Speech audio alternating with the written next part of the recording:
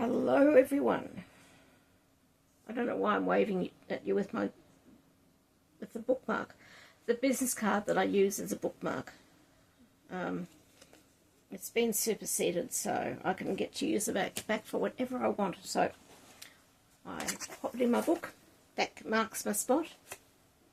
I've finished this book, so I don't need it now. And because it's generally blank on the back, except for the one note I put there, I can then write notes to myself. I'll put the page number and 1 or 3 words about what I want to look up, and then write about or talk about.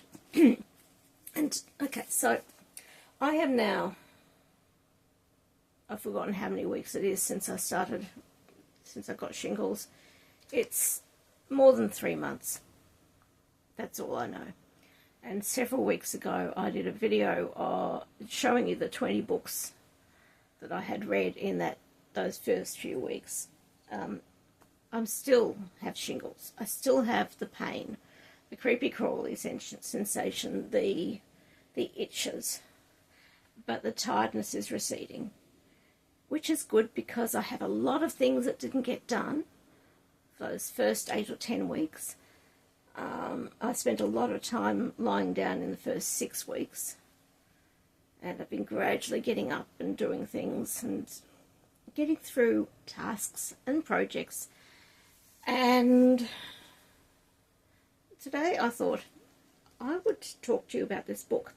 I mentioned it, I waved it at the camera, and I mentioned it as part of the 20 books that I had read in the first 6 weeks or something, 5 weeks, 3, I actually don't remember how many weeks it was at that point.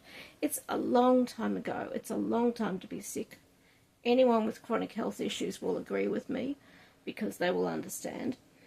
And I waved this and said, I looked at it and said, I don't actually remember this book. But I wrote about it last week, and in order to remind myself, I can do words, really I can. I didn't just read the back, but I also opened it up a bit. Oh, that's cute. Well, I'll come back to that in a second. And I read bits and pieces, partly because I wanted to look at the note I'd written and find out if I wanted to write about it. And when I got there, I decided, no, I do not want to write about that. So I now have a fairly good memory of this book, and what I'm going to point out for the moment is that I'm sure that there is a note here of someone of the person who has done that cover art and design by Jeff Brown's, that's that. And interior art by Xander Aldin, Nicole Cardiff, David Crichton-Pester, Dan P. and Howlink. Okay. So, the reason I have this is because Peter Aldin is a really good author, and he's also a friend of mine. And he put out a Kickstarter, and I went and backed it on Kickstarter. It did really, really well. It achieved several of the stretch goals. So I think part of what I bought, put my money down for, might be an ebook, which would be a really good thing to put on my phone for if I'm on a very long trip. Because in dipping back into this last week, what I found is that it's a really good book. And I could easily read it again. Yes, I will know what's happening, but I think that's rather irrelevant because it's that good. The writing is really good. I love some of the characters. There are some characters I don't like, but the point is they're written well enough that I can tell that. Okay, fantasy. You've got magic, you've got a thief, you've got a healer, monstrous hordes of Trell. Essentially, they're monsters, and they're trying to get from point A to point B, and everything in between them is does not cope well with them going over them. So anyway, I should not look inside, because looking inside a book that I want to reread again, that I want to read again, makes for a very bad video. So I will not open it. Good writing. I've read a number of his books. Don't think I have all of them, but that will happen. No, I have not. I will have to hassle him and say, where are these books? I need them, please.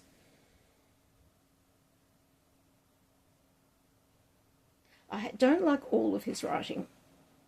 There's a trio of books. Actually, it looks like there's 4 in the series. And the first 2 are great. The third one is marred by romance. And when I tell him about it, he says, "Oh yeah, relationship driven." It's like, whatever happened to platonic relationships? Why can't you have a really good friend who is in trouble and you want to rescue them? And no love crosses, no romantic love crosses the boundaries of anything. Why does it always have to be the person you love is the person you have to go and rescue? Sorry, I just get really irate by that. But still really good writing. But there's several books of his that I do not have. Of course, they could have romance in them, and he might have said, no, you won't enjoy these. And so I said, okay, I won't buy them then. That's entirely possible. Anyway, firmly recommend this if you can find it. If you don't mind a bit of romance, then I also recommend his. I've just taken my finger out, so I don't have the page. I think it's called Doomsday Child. First one is Doomsday Child, second one is Rescue Mission, and the third one is Came Monsters. I'm pretty certain it was that set of books. The writing's good, but the romance ruins it for me. Seriously. On the other hand, on the one hand, it's annoying. On the other hand, I read such a wide variety of books. I'm cross multi genres, that not liking romance means that there's at least some books I can just look at and go, no, not interested. Instead of saying, oh, books, must have books, must read books. So it's good to be able to block some stuff, some books out of my thoughts immediately. And I went to a book function a while back. I don't know what possessed me to buy a ticket without checking what sort of authors they were. And as it turns out, they were all almost entirely romance. There was one author who wasn't, but I already had his books. Singular, plural, don't remember. And there was someone who did poetry, and while I'm not keen on poetry, I bought it anyway because, you know, maybe I'll change my mind.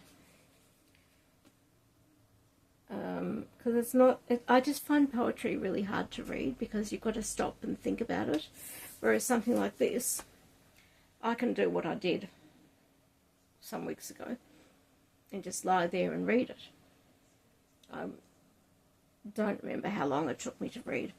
The first couple of weeks, I think the first 3 weeks, I spent a lot of time putting my book down and falling asleep. Or falling asleep while reading. That's awkward. And I'm glad this book is not any bigger. I have a thought for an article, because I'm looking at all these books. So this one is printed by Ingram Content, so Ingram Spark. And I just have this thought about the weight of the paper and the weight of the books, and so I need to put together a spreadsheet and weigh some books and stuff. It's just a thought in my mind. It may not happen, but anyway. Peter J. Aldin, or some of his books he's written under the name of Pete Aldin. Double checking that I'm right. Yes. The ones that he wrote with A.J. Gordon, though, one that he wrote with A.J. Gordon, A.J. Gordon is good, just as good as Peter, but when they write together, it is next level, as I told them both. It's like, it's next level. They were just, that was really good. And one day I might actually,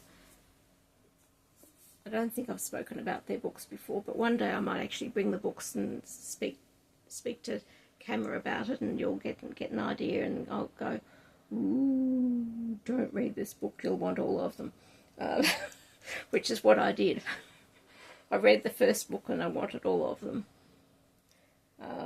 So anyway, I think I've rambled enough. Thank you for your patience. I'll see you on the flip side. Bye.